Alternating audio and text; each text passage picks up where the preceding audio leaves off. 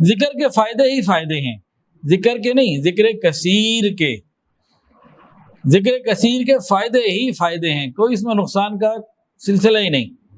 ایک فائدہ کیا ہے ذرا سنیے، حدیث قدسی اللہ تعالیٰ ارشاد فرماتے ہیں کہ میں اپنے بندے کے ساتھ اس کے گمان کے مطابق معاملہ کرتا ہوں، اور آگے فرمایا میں بندے کے ساتھ ہوتا ہوں جب وہ مجھے یاد کرتا ہے، یعنی جب ہم اللہ کا ذکر کر رہے ہوتے ہیں اللہ تعالیٰ ہمارے ساتھ ہوتے ہیں، ہماری معیت میں آ جاتے ہیں۔ اور آگے فرماتے ہیں اللہ تعالیٰ اگر یہ بندہ مجھے اپنے دل میں یاد کرے تو میں اپنے دل میں یاد کرتا ہوں، اگر یہ مجمع میں یاد کرے تو میں اس سے بہتر فرشتوں کے مجمع میں اپنے بندے کا ذکر کرتا ہوں۔ اب ہم اللہ کا ذکر کریں نا، مجمع میں بیٹھے ہوئے ہیں، یاد الہی میں مشغول ہیں، تو ہمارا ذکر آسمانوں میں فرشتوں میں ہو رہا ہے، سبحان اللہ۔ اب یہ جو اللہ تعالیٰ فرماتے ہیں کہ بندہ مجھے یاد کرتا ہے میں بندے کو یاد کرتا ہوں، فاذکرونی اذکرکم، میرے بندو تم مجھے یاد کرو میں تمہیں یاد کروں گا، کیا مطلب؟ ہم جب اللہ کو یاد کرتے ہیں تو ہم کہتے ہیں اللہ اللہ اللہ اللہ، تو کیا اللہ تعالیٰ یوں کہیں گے بندہ بندہ بندہ؟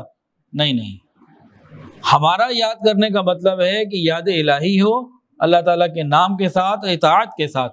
اللہ رب العزت کا یاد کرنے کا مطلب کیا ہے، ایک مثال سے سمجھ لیں۔ بچہ ایک صاحب تھے، ان کا بچہ پڑھ کے جوان ہوا، اس نے کہا جی میری یہ ڈگری ہے اور فلانی جگہ جو ہے نا ویکینسی ہے، انٹرویو کے لیے بہت سارے لوگ جا رہے ہیں، میں بھی جا رہا ہوں، لیکن مجھے یہ معلوم ہوا کہ جس نے انٹرویو لینا نا ابو وہ آپ کا دوست ہے۔ وہ پوچھتے بیٹا نام بتاؤ، دیکھتے ہاں یہ تو میرا بڑا جگری یار ہے، ذرا کال ملا اس کو، اب اسے کال پہ بات کرتے ہیں، کہتے ہیں ہاں جی خیر خیریت، سلام دعا کے بعد کہتا ہے جی انٹرویوز آپ نے لینے ہیں، میرا بچہ بھی آ رہا ہے، ذرا یاد رکھنا۔ یہاں پہ یاد رکھنے کا کیا مطلب ہے کہ بھائی نوکری دے دینا۔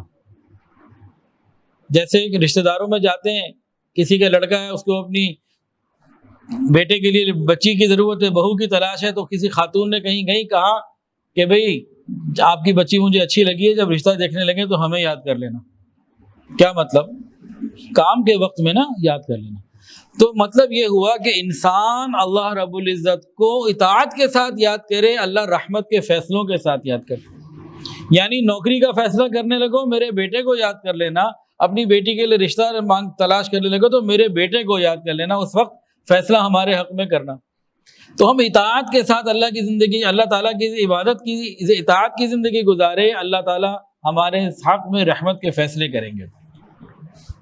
میرے بندو تم مجھے اطاعت کے ساتھ یاد کرو گے، میں تمہیں مغفرت کے ساتھ یاد کروں گا۔ میرے بندو تم مجھے فرش پر یاد کرو گے، میں تمہیں عرش پر یاد کروں گا۔ ابھی ہمارے اختیار میں جتنا چاہے کریں، جتنا چاہے نہ کریں، زیادہ سے زیادہ کرنے کی ضرورت ہے۔ ذکر کثیر ہمیں اتنا کرنا چاہیے، اتنا کرنا چاہیے، اتنا کرنا چاہیے کہ فنائیت نصیب ہو جائے، فنا ہو جائے، انسان ختم ہو جائے اس کے اندر، اور وہ مقام حاصل کرنا چاہیے ہمت کر کے، محنت کر کے، کہ جب ایسی پوزیشن آ جائے کہ 1000 سال تک بندہ کوشش کرے کہ میں اللہ کو بھول جاؤں تو وہ نہ بھول پائے۔ بعض چیزیں ہمیں ایسی یاد ہوتی ہیں، وہ دل دماغ پر نقش ہو جاتی ہے، پرنٹ اندر ہو جاتا ہے، نہیں بھولتی۔ جیسے کسی نے کیا کہا، روز کہتا ہوں بھول جاؤں انہیں، روز کہتا ہوں بھول جاؤں انہیں، روز یہ بات بھول جاتا ہوں۔ کسی نے کیا خوب کہا، یاد ماضی عذاب ہے یا رب۔ ہاں مطلب کہ کچھ چیزیں ایسی ہوتی ہیں کہ بھولتا نہیں بندہ۔ تو یاد الہی میں ہم نے محنت کر کے اپنے آپ کو اس نقطے تک لانا، اس پوائنٹ تک لے کے جانا ہے کہ یاد الہی ہماری زندگی کا حصہ بن جائے۔ تو کثرت ذکر سے انسان یہ مقام پا لیتا ہے۔ اچھا جتنے دوسرے اعمال ہیں نا، احکامات ہیں، نماز دن میں 5 مرتبہ، حج زندگی میں 1 مرتبہ، وہ بھی صاحب استطاعت کے اوپر، روزے جناب سال میں 1 دفعہ، 1 مہینے کے 11 مہینے چھٹی، زکوٰۃ مال ہے تو 2.5% دے دو، نہیں ہے تو نہیں دی۔ تو ان کی کوئی نہ کوئی لمٹ ہے، یاد الہی کی کوئی لمٹ نہیں، نو لمٹ۔ یا ایھا الذین آمنوا اذکروا اللہ ذکرا کثیرا، یہ کثرت کے ساتھ کرنے کا حکم، یعنی کہ تھوڑا کریں گے تو فائدہ ہونا ہی نہیں۔ ذکر کے اثرات مرتب ہی تب ہوتے ہیں جب کثرت سے ہو، ورنہ مرتب ہی نہیں ہوتے۔ دیکھیں بھائی پانی کو بوائل کرنا ہے، آپ نے یہ لیا اور آگ جل رہی تھی اوپر رکھ دیا، شیشے کا رکھیں تو ٹوٹ جائے گا، شیشے کا نہ رکھیے گا۔ پتیلی رکھی پانی کے اوپر، 1 منٹ بعد اٹھا لی تو کیا ہوگا؟ کچھ بھی نہیں ہوگا، پانی وہیں کا وہیں۔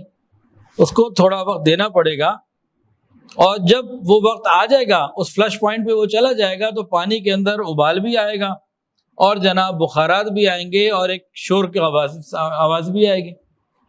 پھر آپ فوراً چولہا بند کر دیں، پھر بھی اس میں کچھ نہ کچھ سلسلہ چلتا رہے گا،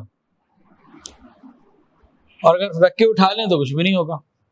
کیا مطلب؟ ایک پوائنٹ تک لے جانا پڑتا ہے، تو ہمیں اپنے دل کو ایک پوائنٹ تک لے جانا ہوگا، فکر کرنی پڑے گی۔